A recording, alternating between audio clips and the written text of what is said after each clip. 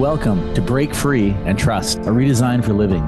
Join me, Chris. And me, Jacqueline, for real conversations about life, death, and everything in between. Learn to connect with your intrinsic power to grow and heal, how to laugh at your own humanness and not take life too seriously. Through healthy conversations between the feminine and masculine, you learn how to harness the power of relationship and the mirror to befriend your shadow and to trust that any obstacle that gets in your way is there to help you grow. Together, working at a practical level, you learn to trust that everything that is happening is for you, your growth, and ultimate freedom. Our circumstances don't matter. It's only how we relate to them that does. Get ready to befriend the wisdom of your body and the power of your mind. Break Free and Trust starts now.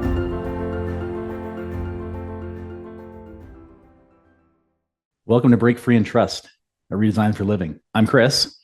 And I'm Jacqueline. And on today's podcast, we're going to be discussing the importance purpose plays in helping us craft meaning in our lives, or lives filled with meaning. Through our conversation, we will be exploring how purpose often shifts throughout the course of our lives and what drives that change. We will also be discussing the discomfort that arises when we lose our sense of purpose and how to help navigate these challenging times.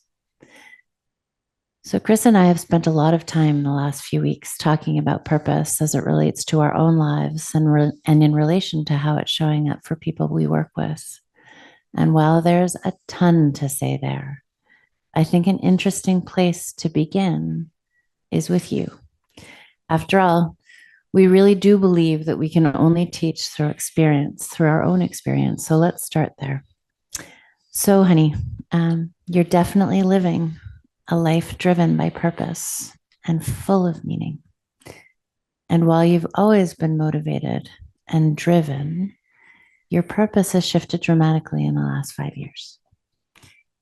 Can you help our audience understand the shift by taking us back to the beginning? Okay. Back to the beginning. It's a big question. It's a big question. I'm trying to find my starting place here, and starting by just acknowledging, as you talked about, that purpose is a bit of a process, as I've come to experience it, that shifts and modulates through life. And that's certainly been my experience. If I go back to the beginning, and I'll just say, the beginning of my career, the ending of school and all of that type, as I say, the beginning, was highly motivated, motivated to get great marks, highly motivated to get promotions, highly motivated to get paid well, highly motivated to be the top of my field, no matter what I was doing. And I was in the finance industry, and I ended up working my way up to be a bond trader at an early age, and then ultimately working at a hedge fund, and ultimately taking a senior role at a very well-known asset manager. And throughout this period, and it took me up to my 40s, I found tremendous meaning in all of that, like in the challenge of being in the market and trying to be the best, the challenge in building a business, the challenge in doing of all these things. I found great meaning, and I also found great meaning and purpose in being a father and being active in the community and coaching sports. And I was finding meaning in, being on charitable boards and all these things like that, all the things that, that I set out to do and made my focus. I was finding great meaning and purpose in all those things and doing really well at them and felt very enriched.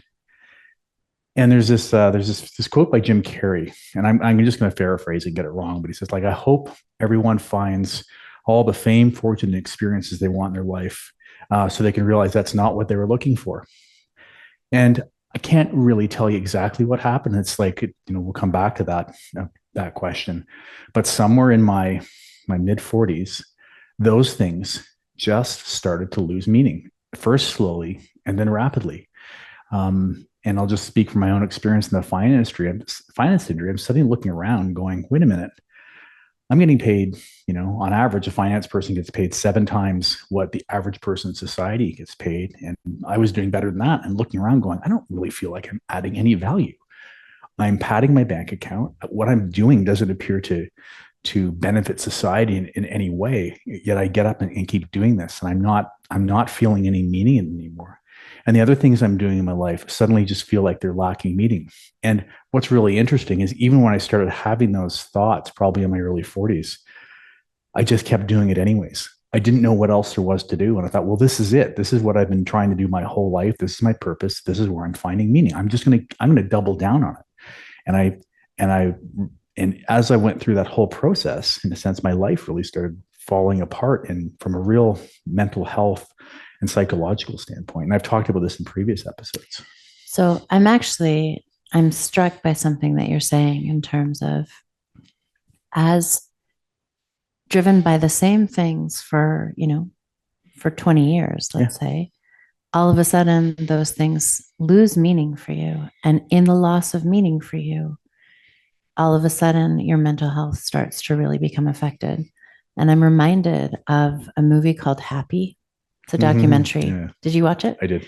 I watched it a long time ago, and I was really struck by an aspect of it, which, again, you said, I'll paraphrase, I'm going to bastardize this whole thing probably, but essentially what I got from it, or what I've carried with me from it, is that the single best determinant of depression worldwide was a lack of meaning. Mm-hmm. And so as we speak about purpose, I wonder, are purpose and meaning, do they go hand in hand? Or can they be separated? I think they're related, but I think they're inherently different.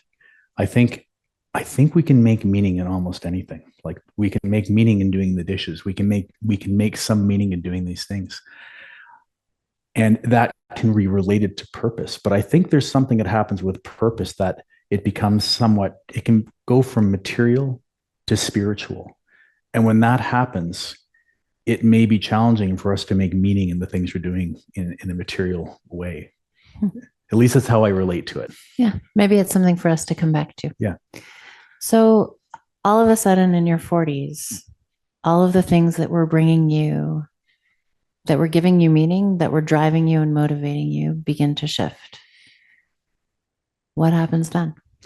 Yeah. And I want to put a punctuation mark on it. Like in my 30s in particular, I loved my job. I loved what I was doing. I loved my life. Like I was the guy getting out of bed at 5 a.m., having breakfast, watching economic numbers coming in, jumping into the car, couldn't wait to get to work, to get in there and get after it, building a team. Like I loved it. I can't describe how much I loved it. And then all of a sudden it just lost that whole feeling.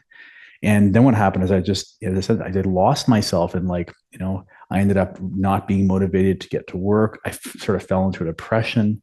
I ended up in addiction and all this. I basically lost myself in a real classical way. My whole life fell apart, and effectively had what we call a midlife crisis. And within that midlife crisis, I ended up exiting that particular vocation, and my life changed dramatically.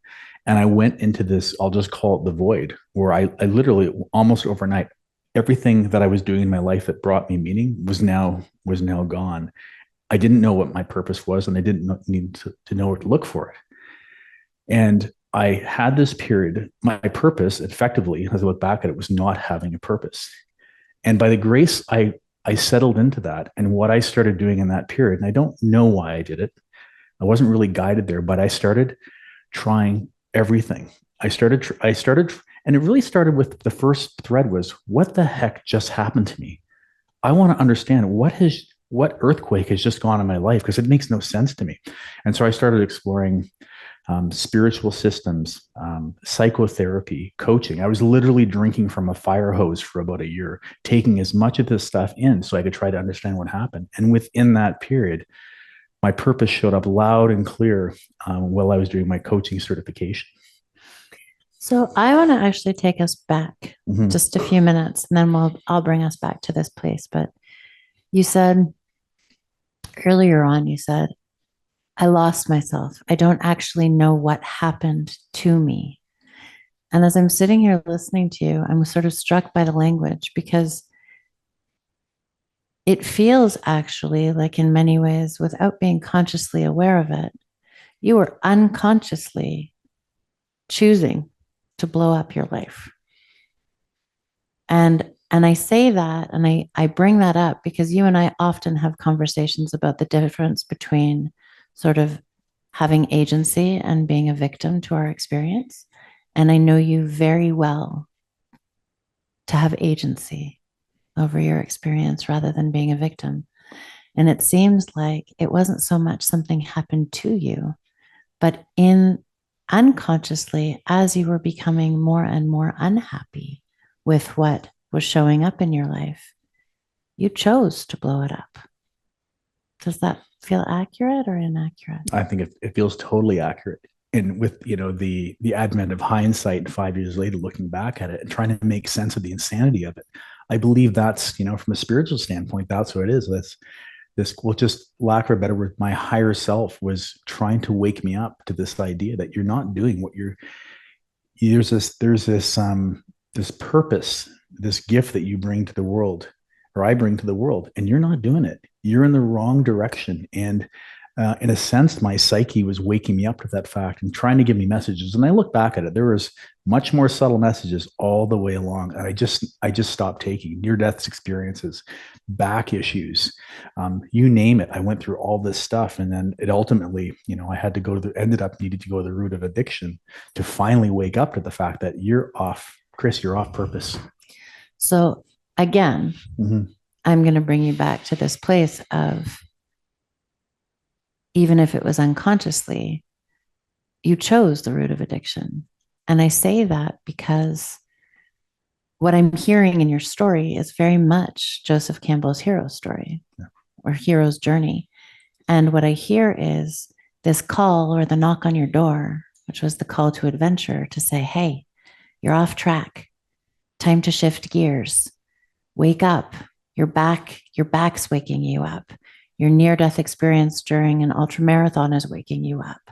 All of these things are sort of knocking, saying, wait a minute.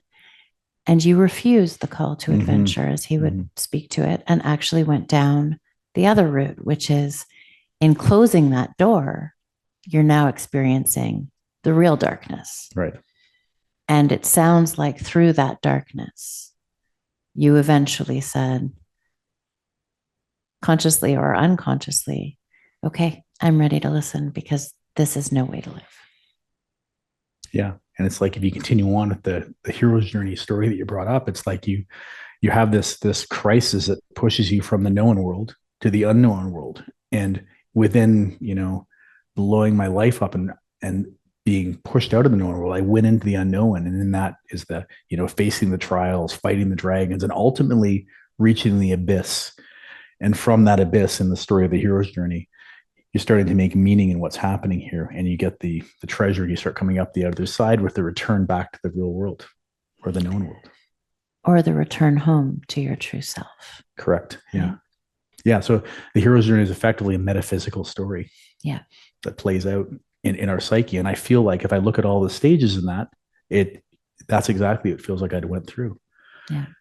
Go ahead. I was just going to say, a big, I guess, mentor who's long deceased of mine is the work of Carl Jung, which I really fell into. And a lot of Jung's work is on midlife crises, particularly in men, because he is a man and he went through his own. And this also explains a lot of what's happening. And something happens to people midlife, not all people, but many people, where suddenly all the things you're doing just cease to lose meaning, and they go into this abyss. And in fact, he believes so strongly in this type of depth psychology, he wouldn't even train people that were under the age of 35, knowing they couldn't possibly understand what he was talking about. Because you don't understand it until you experience it. It makes no sense. And the interesting piece is that I think that there's midlife crises, and I experience it in my practice, is there's people that are experiencing these moments at midlife, but then there's also people that are experiencing it earlier than midlife, people in their 20s who are starting to experience the same kind of thing. Or there's the people who are in their last third of their lives, who are actually waking up to the fact that they're not living the life that they came here to live. And so, depending on where you are in the lifespan. I think people are having different experiences, but similar experiences. So I don't think that it's midlife anymore. I think it spans the lifespan, but the story ultimately, like Joseph Campbell's monomyth, is the same with different characteristics to it, but the same storyline. So I want to take us back to your story, and where we sort of ended up in terms of your story was, so something happened for you as you were drinking from the fire hose, as you would say, and let's just because you used to drink from the fire hose of booze, let's just say you were drinking from the fire hose of knowledge and books and learning and experiences. And I got to watch it. On some level, as I was watching you, I was like, I don't even understand how a brain could absorb any more information than you were absorbing, but you were so hungry. And something happened during your experience with transformational life coaching that really woke up a sense of profound purpose and meaning for you that shifted you entirely. Would you agree? Yeah, totally. Yeah. So why don't you share with our audience what that looked like? I think I came to understand, this is where my own internal model of purpose started showing up. I came to understand that there's these two phases of purpose that we go through. One, mostly at the start of life, as you talked about, like this crisis of confidence can come, in your 20s, 30s, it can be all over the place, but it doesn't usually come till sometimes we're a bit older, because we do have a purpose at first, and it's survival. Mm-hmm. And it's very material driven. We need to provide shelter. We need to have monetary capabilities. We need to have love and connection, and that's a purpose. Survival is a purpose, and some people are in that their whole life, and they have to be. But there's another purpose that's more of actualization, and it's beyond the material. It's like, listen, my survival needs are met. I don't need to do that anymore. I've stored enough acorns for the winter, and I've carried like an otter. I can do something else now. But I think we have a propensity to get trapped in the survival purpose well beyond our needs, like making money beyond our needs, having possession beyond our needs, all these things way, way beyond our needs. And I think for some people, the meaning maybe just never goes away in that. But for others, something goes off and says, you've done that. You're not survival anymore. What are you doing with your life? You don't need to keep building resources and keep building a container. And that's the shift that happens. And you realize there's a broader purpose, and that purpose in life that extends beyond ourselves. It's not in here. It's not out there. It's now in here. And my purpose has been all about out there. And how I related to it, saying, oh, I made my purpose about, number one, my survival needs, but within that survival need, how other people saw me, being validated by the external world. I'm now being called to something different, which is an interior purpose and inner voice of what gifts can I bring to the world now? It's interesting. It also sounds like there is a real shift from doing to being. It almost sounds like in that first half of life and the survival piece, we get caught up in action and doing, because in doing, we are one, taking care of our survival needs, and two, avoiding the discomfort that's rooted at the bottom of that's motivating us to move towards survival.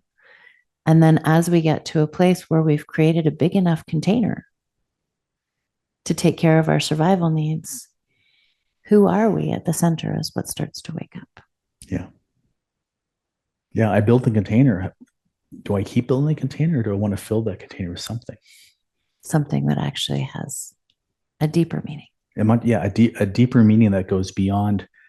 So I think one of the things that showed up to me when I started this, it's interesting. I found my way into a very spiritual coaching dynamic almost by random. Like I was actually meant to go off to India to do this coaching course, but COVID came in the way, so it ended up being online, but it was very spiritually oriented. And, you sort of look at our essence in these three paradigms. We have these sort of core values that are really inherent to us, and this inner part of us. We have a life purpose that's probably divine in nature. And then we have our gifts and talents, things we're good at. Our society and our culture tends to look at our gifts and talents like, you're good at that, you do that. And with those things, you can be successful monetarily, you'll get accolades, you'll win an award, and you get busy. Hey, I'm good at this, I should do this, and I'm going to put my head down and do this and accumulate all of these things, get all these accolades, and build the biggest container of what I'm good at. But we sometimes we generally forget to say, but is that my core value? Is that my life purpose? I haven't asked that question. And when we do, it changes everything. Well, and it's interesting because I'm hearing you from a really different place right now. And what I know often to be true is that the things that we're great at, our gifts and talents, are often the other side of our deepest wounds. Mm-hmm. And so we get accolades for our gifts and talents. So we keep going, which actually then creates an opportunity for us to avoid what's on the other side of that. If we're talking about Jungian work, we'll talk about it's the shadow side of that. And the wound itself ends up driving the show without us even knowing it. So we are, the world says, amazing, you're doing a great job, look at you. But internally, something else is driving that, which is, as long as I operate through my gifts and talents, then I don't actually have to really look at where the pain sits. And the pain actually doesn't go away until we look at it. Yeah, I think that's accurate. And within that too, is like, if you're getting these accolades and you're in this survival mindset, it feels very dangerous to look at that work and potentially be different. And even though you may be feeling called to that, there's this internal work, internal calling. If I do that, I'm going to be different. How can I walk away from doing all these things everybody else is doing and feels comfortable doing it? And am I going to get rejected from the crowd? And if that internal, that shadow piece is like, I have an inferiority complex, I have a fear of abandonment, I'm not worthy of love, I'm not going to look there. We're not going to look there because it's too terrifying. Well, and society as a whole supports us in looking for extrinsic motivation. And we're not taught how to become intrinsically motivated. And I think that what happens at midlife, let's just speak to it at midlife or earlier or later, is that all of a sudden, what's driving us intrinsically, or as a mentor and teacher of mine used to speak, he used to say, your soul will not rest until it has the opportunity to do what it came here to do. And that's not driven extrinsically. That's purely intrinsic. So all of a sudden, this, we're given all of these accolades for what we do in the world. That to move towards what we truly be, it is terrifying. But I don't think we can escape it, can we? I think in the way to describe it, I think I think you can almost call it a crisis of integrity or meeting the mentor. There's all these different phrases for it. But once that happens and you start stepping away from this mindset of extrinsic, of association and achievement and all the things that brings, and start asking the question, there's got to be more to life than this. Why am I here? What actually am I? What's my purpose in this world? What should I be doing? And you start having it, like, I'll just call it this reflective awakening moment. It's very hard to put the genie back in the bottle. But I don't think everyone necessarily has those questions. But when you do, the genie's out. And then it's just a question, I think, of, you're probably going to want to you're going to go back and forth with asking these questions, say, no, don't ask those anymore. Go back to beavering away at whatever I was doing. But those questions become too loud in the head for some people and it breaks them down. Well, and I think what you're speaking to in a lot of ways is once you wake up, it's hard to go back to sleep. Yeah. Yeah. And not everybody wakes up to that. And, I think on some levels, that's okay too, right? I mean, it's okay to live a life without having to ask those questions if you're not driven to ask those questions. There's no right or wrong. If you're finding meaning and you're finding contentment and happiness in what you're doing, there's no need to ask. Yeah. Yeah, you're there. You're like you're living the life you're here to live. You're in purpose. But if something is telling you that something is wrong and you're asking these questions, it's a good indication you might be living out of purpose. Yeah. And there's this, as we ask these questions and we're moving back and forth, almost visualize it as what's in front of you is this big wall. And what's on the other side of that wall, we'll call it a different type of purpose, a soul purpose. And like you can't see past it. And the only way to find out is to go over the wall, but it's daunting.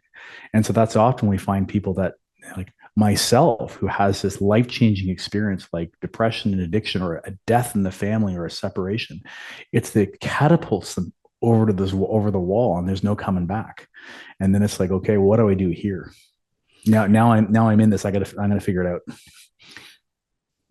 And I think one of the things that we don't really realize when we're in that process is that as we sit on one side of the wall, the idea of getting to the other side of the wall is so terrifying because it means on so many levels, everything that we've built, even if it's just internally falling apart, that we think that jumping over the wall is what's terrifying, but actually what's terrifying is staying where we are when we know that there's another side to the wall. Yeah. I think that's a good spot for us to take a little break. We'll come back and talk about what's on the other side of that wall. Sounds good.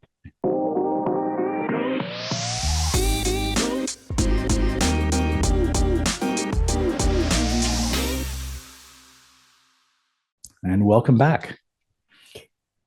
So, in our conversation, Chris, you mentioned a couple of things that kind of struck me. And that was this idea that in the first part of our lives, we're sort of driven by a survival script on some level. And then you mentioned the idea of association and getting to this wall. And I know that that's connected to a model that you use frequently and that's become really meaningful for you in your work with your clients. And I'm wondering if you can help our audience understand that model a little bit and how they can use it on their own journey related to purpose. Yeah, and it comes to another thing too. My purpose right now is actually helping other people find their purpose. It's like it's gone full circle. So I've become a transformational life coach, and this transformational model is called the 6 Stages of Personal Power by Janet Hagberg, who is a brilliant thinker. And think of the model as a map.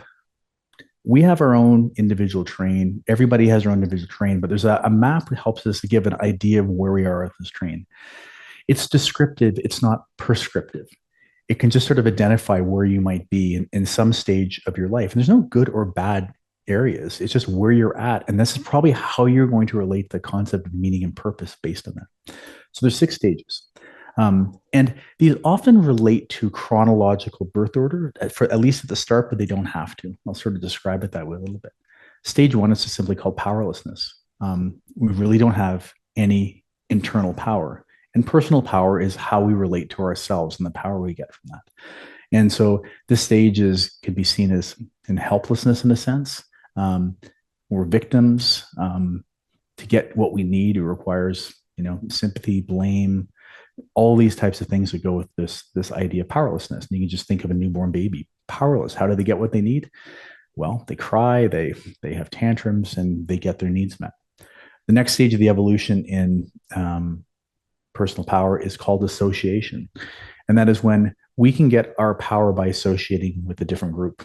And that could be a club, an organization, a clique, a team, our political party or school. We don't necessarily have any of our own power, but by associating with this group, we start to bring on power. And now we have more personal power, and our identity comes from this. The next stage of personal power is called achievement. And that is we begin to recognize that as we do things well, good marks in school, doing well in sports, doing well at work, making money, all of a sudden we're beginning to get accolades, and we're beginning to collect personal power by our achievements, whatever they may be in every capacity. And that is a next level of power and how we relate to our identity. The interesting thing about these three levels is it all sort of comes from out there. My identity is based on the material world, and it's how other people see me. It's not an internal journey at this stage. And as we talked earlier, it goes with this idea that at the start, our purpose is survival. These are the survival purposes. This is what we need to do to survive, to fit in, and have all these other things happen. And it's probably where 85% or 80% of mass human consciousness resides. Whether they're happy or not, I don't know, but that's where people reside. And then as we get into the hero's journey and what we've been talking about, a crisis of integrity can occur here when we're embedded in this sort of framework and realizing, wait a minute, what am I doing? Like, there's no meaning in this. Why am I going to work? And I'm continuing to, the analogy I always use, make widgets and climb mountains. There's got to be more to life than those two things. Well, who am I? What am I here? What's this all about? And we just go into this place called power by reflection. Now we're at this crossroads of my identity of self is based on what's out there, but I'm also starting to ask internal questions. And again, there's this back and forth between these two places, and because we're facing this wall, and the other side of that is power by purpose. And that's where purpose in life extends beyond ourselves. And if this earthquake in life happens, that some people just wake up and go over the wall, but other people need a real big push like I did. And then it's power by purpose.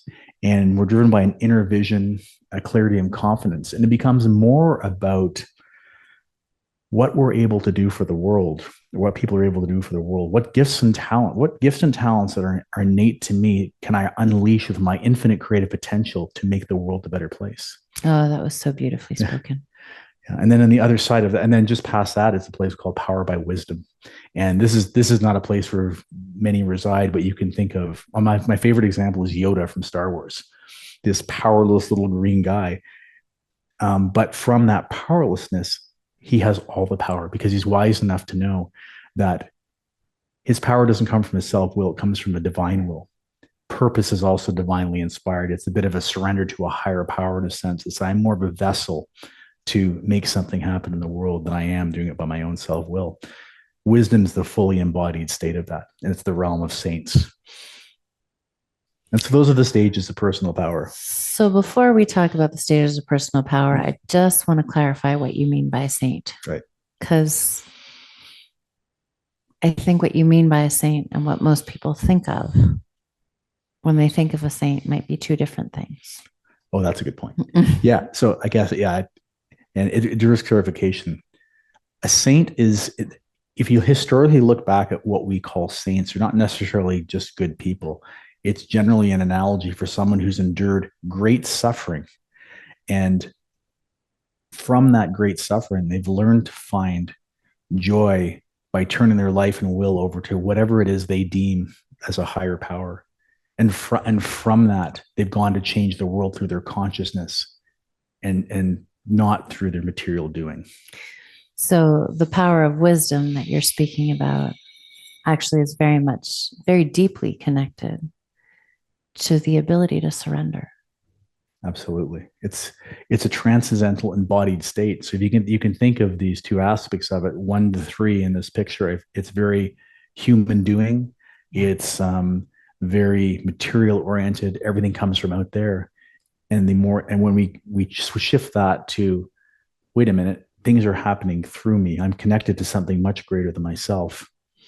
So it sounds like there is this human doing piece. Yeah. And then there's this human being. Oh, you nailed it. That's it. In a big way. Yeah. And actually the human doing is driven by ego and the need to survive. And the human being sort of, it almost feels like the wall that you're talking about is a wall that we cross when we're ready to allow the ego and the masks we wear to begin to fall away. Yeah. And that process, because it's a process, as you spoke about in the beginning, of coming into purpose, that piece of the process, it takes time. It's not necessarily, we may recognize that our ego's driving the bus in the beginning and we're ready to make a shift, but to really give up the ego, for most of us, it's a process. It doesn't happen like that. And yet for some of us, it happens like the flick of a switch because it has to. Yeah. Yeah. Which was true for you. Yeah. It's like, we call refer to it as the gift of desperation, and, the necessity is the mother of all invention. And it speeds up a process that can be slower and more painful, and makes it sharp and extremely painful. But it's like, you can just think of it as analogous, like, but we'll call it the ego death. And it's not like your ego totally dies, but like you look at big aspects of it and say, this doesn't serve me anymore. I'm now connecting with something that is more purposeful for me. And the ego I built, that was very much fear and survival based, isn't what I need going forward anymore. So how do I work to dismantle it and minimize it? So I have a really big question at this point, because we're talking about the shift that happens. But in that shift, most people's experience in that shift is one of feeling really lost.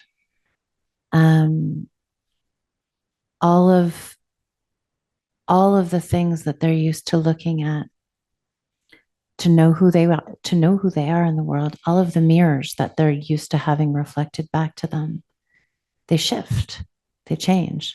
Oftentimes they're actually gone. And those signposts go away, and we're left in this place of, well, shit, who am I now? And for many people, that process can lead to real darkness.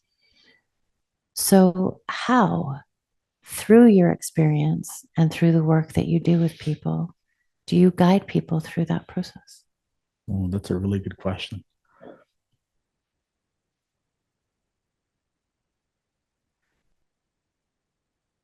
It is and this is from my own experience, and this is really what I teach, is that going through this process is one of, again, it's like this idea of the hero's journey. You're leaving the known world. You're, to a certain extent, you need to leave everything you know to fully go over the wall, or you're just going to be trying to straddle both sides of it. And there, in a sense, there's a period where you need to leave the safety of the group you're in and be alone. And it's referred to the dark night of a soul for a reason. It's very lonely. It's very dark, and you feel very abandoned. At least I felt very abandoned, misunderstood, confused. Everybody thought I was crazy because I'm going through the shift where here I am making all this money in finance, to walking away from all that and becoming a yoga teacher, a life coach, and doing all these other things. It just looked absolutely insane from the perspective of those different states of being. And there's nothing wrong with it. But from that perspective, this looks absolutely insane. And I don't, there's Richard Rohr is another spiritual teacher. He talks a lot about metaphysically about stories in the Bible, and he makes this claim that I use all the time. The only way is through the cross. Like, to a certain extent, like we have to make this shift requires some pain and some suffering, and you have to be okay with it, and you have to get comfortable with it. So it's interesting when you speak about that space where you leave the unknown, where you leave the known into the unknown. And what I'm left thinking about is the baby again, because all of a sudden we regress in a lot of ways to being in this place where all of what we've gathered, all of the skills, all of the talents, all of our gifts, they all of a sudden don't matter in the same way anymore. Yeah. And we're left in this place where we tap back into that survival fear, to that place where we originally were wounded, to the other side of the gifts and talents, to the wound that sits there. So how do we hold ourselves in that place to be able to then tap into who we truly are? Yeah, and that's the great question. I realized I didn't answer your first question. And in that, you point out exactly right. This is the challenge of it all is as soon as we start leaving that comfort of the known world, our our fears kick off again, which means, wait, my purpose needs to be survival. I need to go back to surviving. I can't be actualizing. I'm not safe. And to to bridge that gap, what I recommend to people is one, you need really important to find a community that understands and accepts transformation and has a sense of what you're going through. They don't know your terrain, but they know your map. They're like, you're going through transformation. It's okay. We've got you. We understand you. We're going to love you through this. That's one. But you're going to go through this place where you're devoid of purpose because you don't know what it is yet. And the best thing I advise is get into service. Just whatever it is, some selfless service for other people while you try to find your grounding and get yourself out of you and get your focus externally. And it's not because you're moving from this place where it's not about me, it's about the world. And the combination of those two things, I think, massively increase the odd that this successful transition can happen in a way that doesn't completely destabilize us. I think there's another piece that also needs to come into that. And that's like the depths of self-compassion. Because honestly, what we're speaking to is all of a sudden that inner child that was once wounded and developed all of these skills and abilities and talents and gifts to avoid having to experience his or her or their own wound. Now we're actually tapping into the wound. And what's needed is in that space, you're speaking about the importance of community, you're speaking about the importance of service, and each of those is tremendously significant and important. But there's this other piece, which is I'm going to begin in that place as my deepest fears are being awakened to start to look for anything and everybody to help relieve my pain and my fear, because I don't know how to be with it. I never did. And yet that's also not the answer. The answer, in my experience, through my own journey, lies in being able to actually meet that child in my adult self.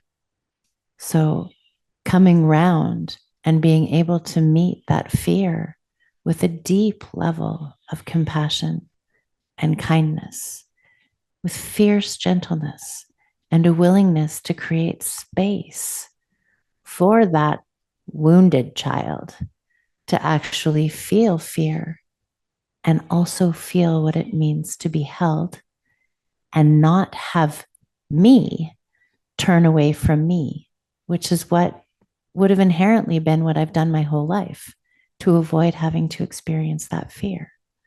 So to turn toward myself and learn how to breathe with, be with fear, so that that child can then move into or move toward essence and come home to her true purpose. Does that make? It does. And it does like this, and especially that analogy you talk about looking out there. But it's the self-parenting we need to do and the self-compassion. That's important because of this, we can generalize this. If this is part of what a spiritual awakening looks like. And we could call it that. We call it a number of other things. But when that starts happening for people, they start by, oh my God, something's wrong with me. Why am I asking these questions? Why am I unhappy? I better go see a psychiatrist or a therapist. I got to go to all these experts to try to fix me. When what you're actually saying is actually it doesn't lie out there, it lies within us. And which doesn't, sorry. Go ahead. I was going to say, as Carl Jung says, the psych ward is full of people having spiritual awakenings. And what I was going to say is that, which doesn't mean that therapists and all kinds of other people aren't helpful in that process. They can be incredibly helpful in that process. But you were speaking and you said, I felt rejected, I felt abandoned. And our nature is to feel rejected and abandoned by everyone out there. Mm-hmm. But the truth is that we feel deeply rejected and abandoned by ourselves. For sure. And so to meet ourselves in that place is where real transformation happens. How do we do that? I think that's the big question. I think that's where, for me, in my experience, that's where daily practice really comes in. That's where having a consistent practice of showing up for yourself over time builds a level of trust in yourself that you will be there for you. That makes this transition a hell of a lot easier. For me, I think the most powerful practice is breath work. And it's not fancy breath work. For me, it's been a conscious connected breath, which means a breath where there's no pause between the inhale and exhale, where I learn how to be with my suffering, my pain, my challenges by meeting it with presence through breath. I think that also happens by, as you said, being in community with people who are going through similar things. So it's not something that you have to hide from, but rather a community that you feel held by and supported by. How do you think we get through it? Well, I think you said, and again, I'm thinking of my own journey and my clients, like this idea of a personal spiritual practice is a key element that when I answered your question the first time I missed, because it has to be a foundation of it. Because from that, we develop a connection with what's greater than ourselves, but we also within that develop so much self-compassion through this process. And it requires, this idea of shadow work that we've referred to. We need to really start looking at the rejected parts of ourselves with a loving way and loving them through all this. And then this idea too, where you made a really good point, like this idea that I'm feeling rejected by people out there. So I'm rejecting myself.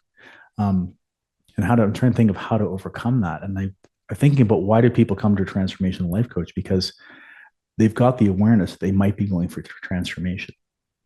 And a transformational life coach will help guide people so they can coach themselves through a transformation. They're not trying to solve their problems. They're just trying to walk with them.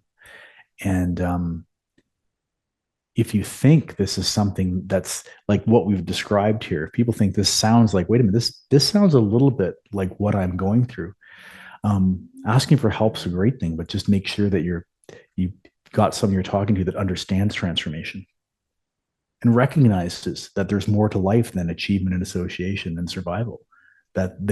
Because when you're in that, you may not necessarily be aware of that, because these are levels of consciousness we're talking about, and we can't see past whatever level of consciousness we found ourselves in. It's impossible.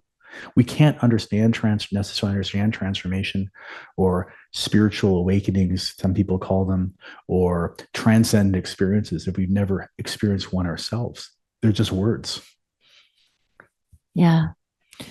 And I think one of the traps that we get ourselves in these places is that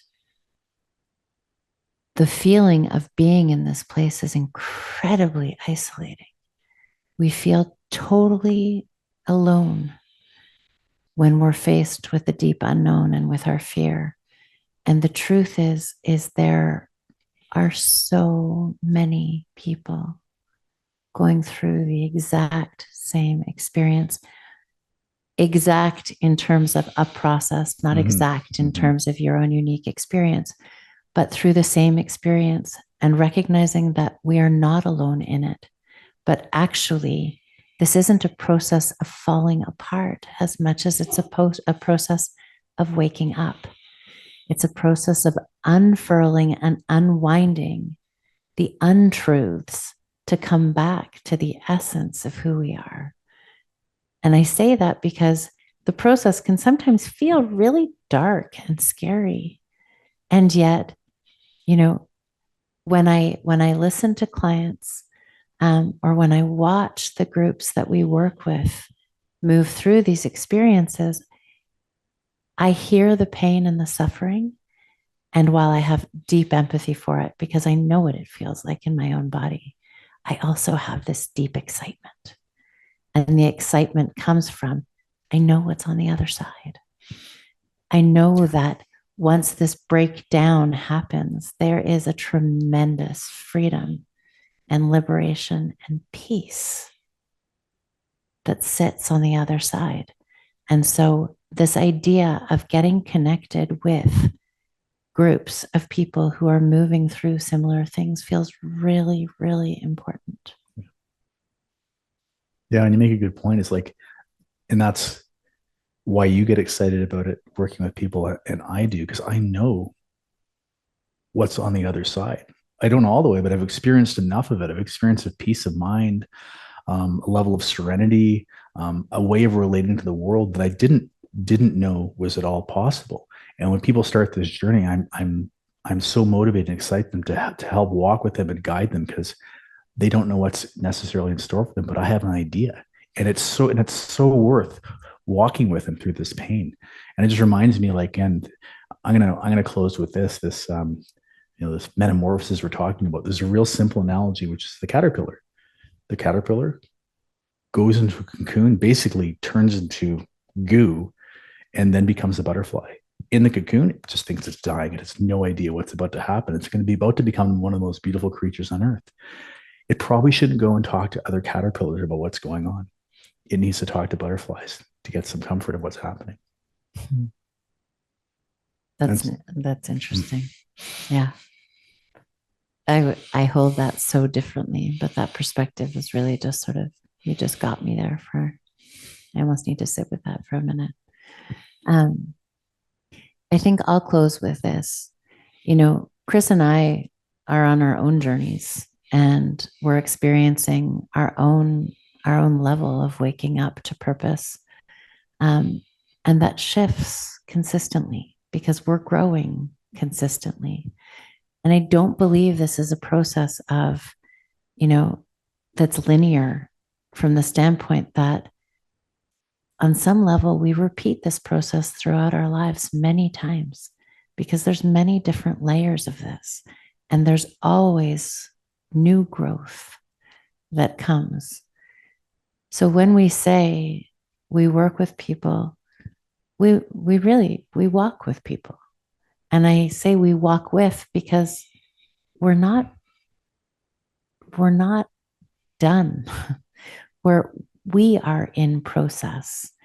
And the gift of community is that we can shepherd each other through this process, constantly being a reflection to each other of where we're at and where we're going. Yeah. Any final words? No. Let's leave it there. Beautifully said.